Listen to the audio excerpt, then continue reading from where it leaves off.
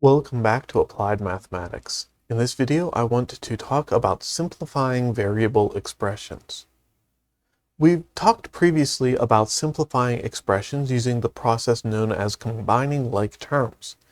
And while that process isn't going away, in this video I want to introduce you to another tool that we can use called the distributive property, and the way we can use that with combining like terms to simplify more complicated expressions. Let me get my head out of the way, and let's start off with just that.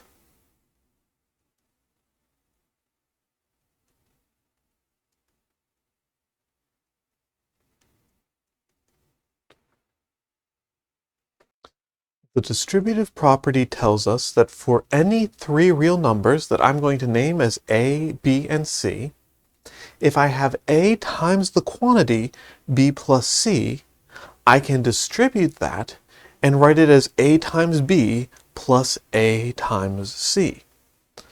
Oftentimes you'll see people drawing arrows across the parentheses to say that this a gets multiplied by b and also c.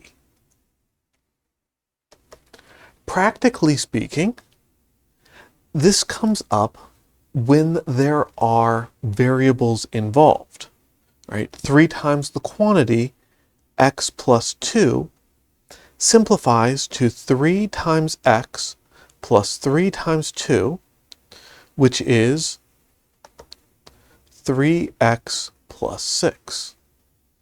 But rather than telling you to take my word for it, I do want to mention that this can be used as a way of checking yourself. Right? 4 times 7 minus 2. Following the order of operations, 4 times 7 minus 2 is 4 times 5, which is 20. Or, using the distributive property, this is the same as 4 times 7 minus 4 times 2, which is 28, minus 8, which is also 20. That seems like a weirdly long way to go in order to get something that you could have gotten more quickly. And while there's some usefulness in it, there's some tricks to mental math that allow you to use things like this. And in fact, if you pay close attention, the usual rule for writing out multiplication longhand is basically just this in disguise. Again, the real advantage here, the reason we're going to be using it, is when there's variables involved and we can't work with it otherwise. So if I have something like 4 times the quantity, 3x plus 7. Again, using the distributive property, this becomes 4 times 3x plus 4 times 7. 4 times 3 times x.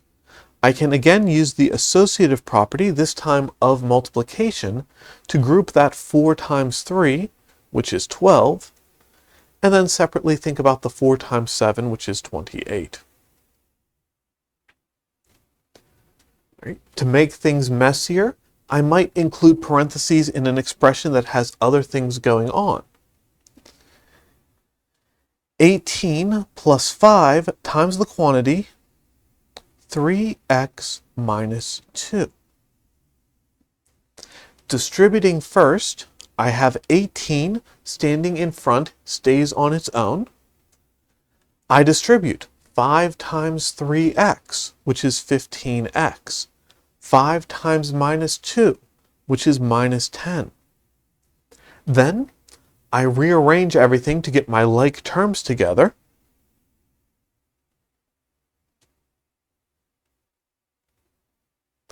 And I combine my like terms. 18 minus 10 is 8.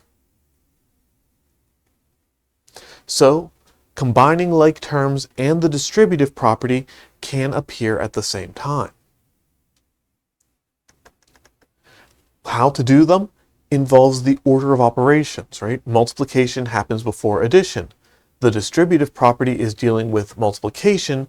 Combining like terms is dealing with addition. One thing to be careful about with the distributive property is when there's extra terms after the parentheses. Right? I'm going to take that same one we just solved, 18 plus 5 times 3x plus 2, and I'm going to move that 18 to the end of the expression. So 5 times 3x minus 2 plus 18. Here you have to be a little bit careful as you distribute. You only distribute over the stuff in parentheses being multiplied together. You don't keep distributing once the parentheses close. So we'll have 15x minus 10, and then we still have that plus 18. Then from here, combining like terms, I have negative 10, I have positive 18. That gives me 15x plus 8.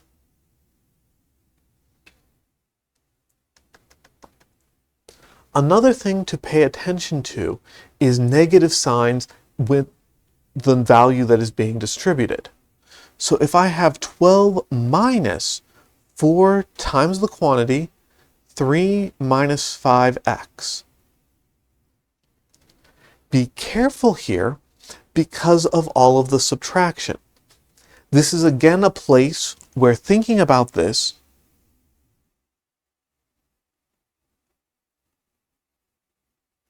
as adding negatives until you're accustomed to it will certainly help you out. That way you can see that it is a negative 4 that is going to be distributed across these two terms. 12, negative 4 times 3 is negative 12.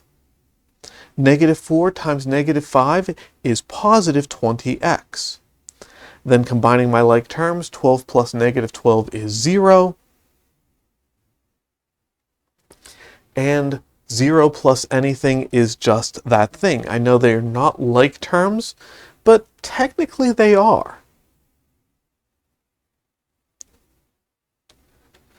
Because 0 times anything is still 0, so 0 times x is still 0. And now you have some like terms, 0x plus 20x, which is just 20x. No, you don't have to write that step out. I never would, but technically it works, so if it helps you, go for it. I like to just think about 0 plus anything is that thing.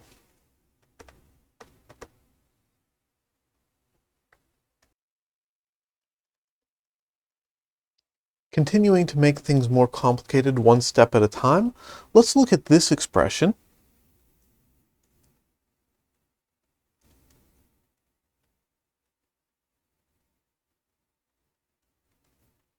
Five times the quantity 3x minus 7 minus 2 times the quantity 9x plus 5. In this expression, we have two sets of grouping symbols. I just realized that I read this and wrote it differently. What I read is what I wanted, which has a minus sign here, not a plus sign. 5 times the quantity 3x minus 7 minus 2 times the quantity 9x plus 5. Because this is getting more complicated, I am going to take the time to rewrite all of my subtraction as adding a negative. Again, if you are comfortable and you don't want to include this step written out, there is nothing wrong with that. But if you're not quite sure, or if you're finding that you're having trouble with things, adding this extra step in will only help. All right, then I distribute. This 5 gets distributed onto those two terms. This negative 2 gets distributed onto those two terms. So we will have 15x, we will have negative 35, negative 2 times 9 is negative 18x, and minus 10. Rearranging that to get my like terms together, 15x and negative 18x and negative 35 and negative 10 comes out at negative 3x minus 45, or plus negative 45. There's no real difference between those two statements.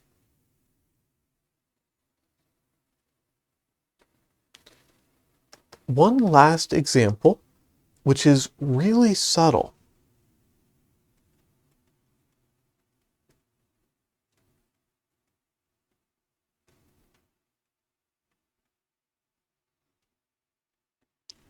(12x minus 18 minus 7x minus 23). At first glance, this seems like a more simple expression than the last one, because there are no coefficients being distributed.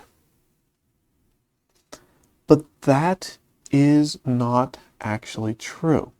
There is a coefficient here on the second term.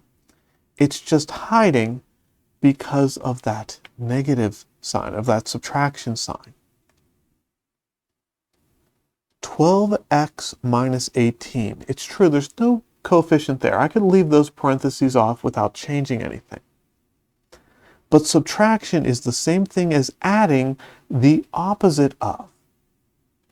And here further, the opposite of is the same thing as negative 1 times. And so that negative 1 gets distributed. 12x minus 18 minus 7x, and minus a negative is plus 23. Once again, if you are comfortable with this, you can look at this subtraction and just say it gets distributed without writing out that intermediate step. There's nothing wrong with that. But if you find these sorts of things confusing, if you find that you are making mistakes, write out the extra step. I've said that I don't know how many times in this video, but it is important. Students in this course come from many different levels. Some of you, this is very familiar, this is very comfortable. Some of you, it's been a long time since you've done this. Some of you remember vividly having done this recently and remember vividly struggling. So where you are is going to be very different. If you need to write more down, there is nothing wrong with it. If you feel comfortable writing less down, there's nothing wrong with that either. It's just a matter of practice, and with enough practice, you can get to the point that you can do this without writing things down, even if you aren't there yet. Even this step of rearranging the terms to get your like terms together. If you're very comfortable with what you're doing, you can omit that and you can just do the arithmetic. 12 minus 7 is 5. Negative 18 plus 23 is also 5. And I get 5x plus 5 as the simplified value for this expression. All right. I want to mention that in this video and in the video on combining like terms in the first place, I stuck with exact values, whole number coefficients on all of my variables. There's nothing that says I have to do that. I could have put approximate values and ugly decimal points and weird numbers throughout all of this.